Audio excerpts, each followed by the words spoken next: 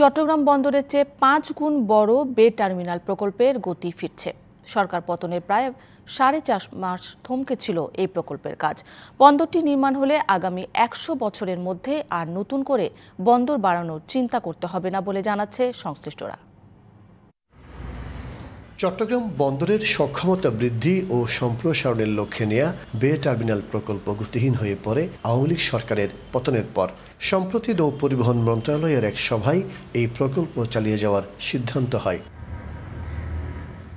বন্দরের টার্মিনালগুলোতে ১০ মিটারের বেশি ড্রাফটের জাহাজ প্রবেশ করতে পারত না। বেশি ড্রাফটের মাদার ভেসেল ভেড়ানো ও বন্দর সম্প্রসারণের বিষয়টি মাথায় রেখে ২০১৪ সালে পতেঙ্গায় প্রায় ৬.৫ কিলোমিটার এলাকা জুড়ে বে টার্মিনাল প্রকল্পের কাজ হাতে নেওয়া হয়। প্রকল্পে বিনিয়োগ করতে আগ্রহ দেখাচ্ছে মধ্যপ্রাচ্যের অনেক দেশ। আমরা কয়েকটি মিডল ইস্টার্ন কান্ট্রি এই পোর্টে এবং অন্যান্য পোর্টে বে টার্মিনালে ইনভেস্ট করতে চাচ্ছে to the tune of $1.8 billion. World bank আমার সাথে মিটিং করেছে, তারা $680 million নিয়ে বসে আছে। বলল যেদিন আপনি তৈরি ওই দিন আমরা সাইন করব আপনার বে টার্মিনালের জন্য।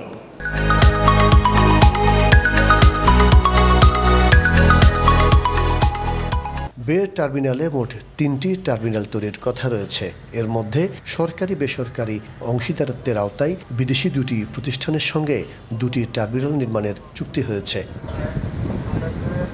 টার্মিনালটি নির্মাণ হলে বন্দরের সক্ষমতা বাড়ার পাশাপাশি গতি আসবে আমদানি রপ্তানি বাণিজ্যেও। বে টার্মিনাল হচ্ছে আমাদের সক্ষমতা বৃদ্ধির জন্য এটা আমাদের একটা প্রায়োরিটি প্রজেক্ট, এবং চট্টগ্রাম বন্দরের প্রবৃদ্ধি যেভাবে হচ্ছে, গ্রোথ যেভাবে হচ্ছে, আমাদের এই নতুন নতুন সুবিধাদি সৃষ্টি করাটা খুবই জরুরি। বে টার্মিনাল একটি প্রাকৃতিক একটি বন্দর হবে, যেখানে আপনার ড্রাফট নিয়ে কোনো সমস্যা হবে না। আপনারা জানেন আমাদের বর্তমান যে বন্দর আছে সেটি জোয়ার ভাটার উপরে নির্ভর করে কিন্তু জাহাজ আনাগোনা করা হয়, কিন্তু বে টার্মিনাল কিন্তু সেই সুযোগটা কিন্তু অটোমেটিক তৈরি করা আছে। ৮৭০ একর জমিতে এই প্রকল্পের কথা চিন্তা করা হলেও এখন পর্যন্ত ৫৬৮ একর জমি বুঝে পেয়েছে বন্দর।